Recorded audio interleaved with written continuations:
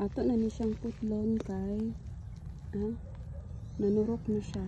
Hi guys, welcome back to my channel. So, natin bagong video karon sa atong strawberry para sa runners. So, kaning runners is mo ni panpadaghan kung gusto ta nato nga magtanom tag strawberry nga daghan sa atong balay. So, yung ani lang siya guys. So, ang akong gihimo is kung ano man ang kani siyang runners gikan ni sa mother plant. So, pwede naman siya harveston, pwede na siya putlon gikan sa ilang inahan. So, ato anang giputol na. So, after sa pagputol, gibubuan day na ako, mauna ni di ay mga kaprobinsyana. So, ingani lang siya, ang runners, ikuan na po ni sanga-sanga. So, kung ganahan ka magtanong mag-strawberry, dali lang siya.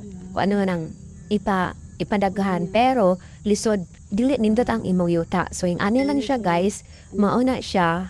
So, dili lang yan, tao mo ilutasan ng mga kaprobinsyana, pati di ang strawberry para maputol nato gikan sa punuan niya.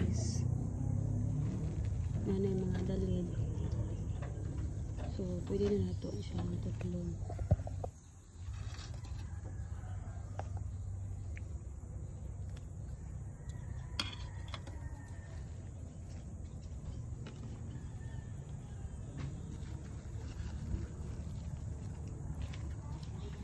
Ato siyang bubuan.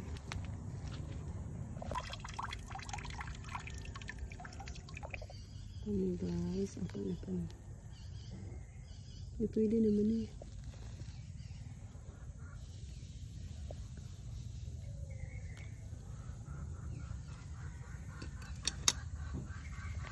Pwede na ito eh.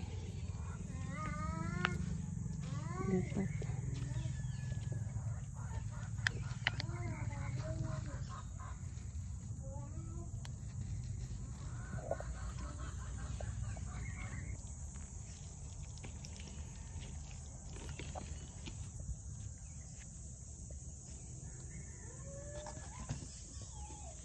Kaning diri dapat is mga kuan ni siya, mga anak-anak.